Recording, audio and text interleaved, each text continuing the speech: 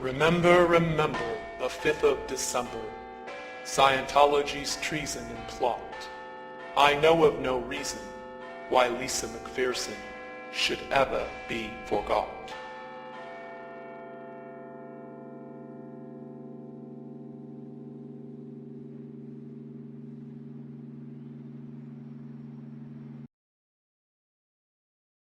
You say the misuse, but I don't know if you're aware that there was a plan in 1955 in this country, Ted, to repeat what was done in Russia.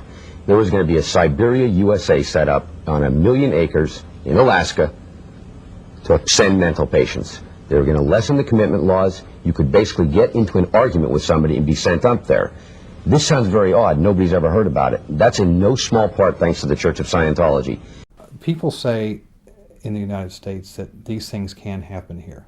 Mental screening that only took place in the old Soviet Union or communist Vietnam or those places. It's not true. I want to talk in some detail about the Citizens Commission for Human Rights, or the CCHR. The CCHR was created in 1969, founded by the Church of Scientology. If you were president, would you work to phase out the IRS? Immediately.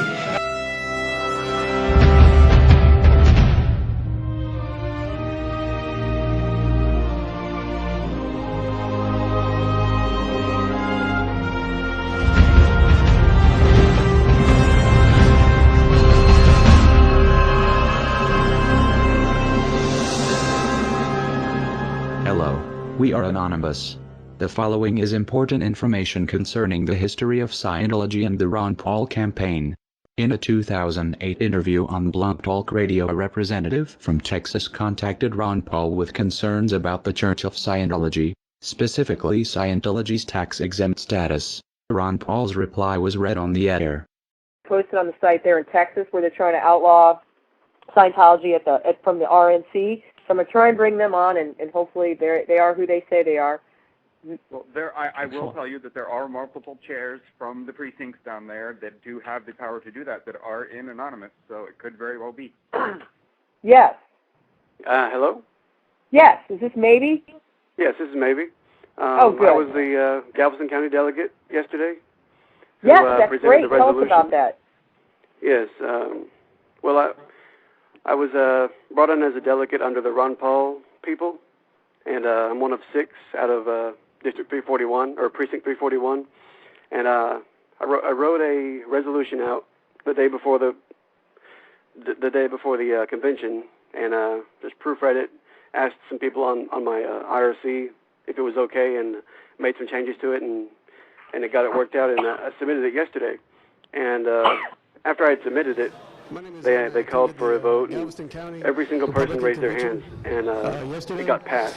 And it's going to appear, you can go to the website, it's called GalvestonCountyGOP.com, and I'm not sure when they're going to post the resolution on the website, but that's where they said they would be posted. And it's going to be resolution issue number 9, resolutions concerning religious issues, number 162. And it's going to say, be it resolved that the Church of Scientology in the state of Texas be officially regarded as a business and not as a religion. That's the only part of it they're going to be using. What do you think the chances are of getting that passed? And what will the ramifications actually be? The chances of it getting passed, it started out as it's a grassroots campaign, really. And a lot of people think it doesn't have much pull. But if we get enough people involved and enough words out, I think it can become an influential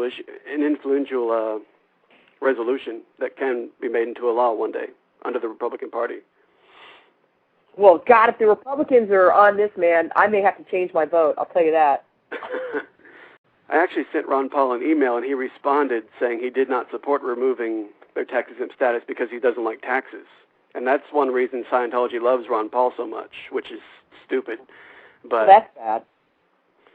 Well, who does like taxes? No one likes taxes, but that doesn't mean, a potential president can't see that a group is totally abusing our, establishment clause, and that's what really pisses me off. I mean, they should be allowed to have. shouldn't have a special privilege for one religion over another. Would you like me to read the email he sent to me? Sure, go ahead. Okay, this is from Dr. Ron Paul. Thank you for contacting my office. I am always happy when the people of 14th District of Texas take time to let me know where they stand on important issues facing the country. I understand your concerns about Scientology. However, I do not favor revoking Scientology's tax exemption because I oppose raising federal taxes on any group or individual, even when I disagree with elements of that group's political agenda. The precedent of tax-exempt revocation may someday be used to justify raising taxes on other tax-exempt groups, including religious organizations. Thanks for writing. Please do not hesitate to contact my office with any other questions, comments, or suggestions. Sincerely, Ron Paul.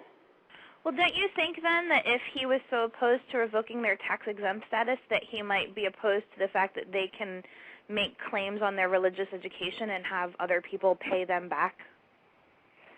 I would assume. Yeah, that would be the point to make, I think, with him, is that, hey, you're actually paying them money. Well, exactly. He likes that even less. What they didn't know is when Ron Paul said, "I understand your concerns about Scientology," Paul knew much more than he was letting on. Paul and his campaign have had a close working relationship to the Church of Scientology through their front group, Citizens Commission for Human Rights. His claim to not support revoking Scientology's tax exemptions probably has less to do with opposition to raising federal taxes and more to do with a private meeting Paul had with the CCHR the year before in November of 2007, where attendees paid a minimum of $1,000 to speak with Paul. From a CCHR email in November 2007 by Scientologist Mike Kaplan, I have arranged a private 1-hour luncheon with Ron Paul on 1128 Sin Street, Pete, when he will be in town for the CNN YouTube Republican debate. This luncheon is reserved for $1,000 plus donors to Ron.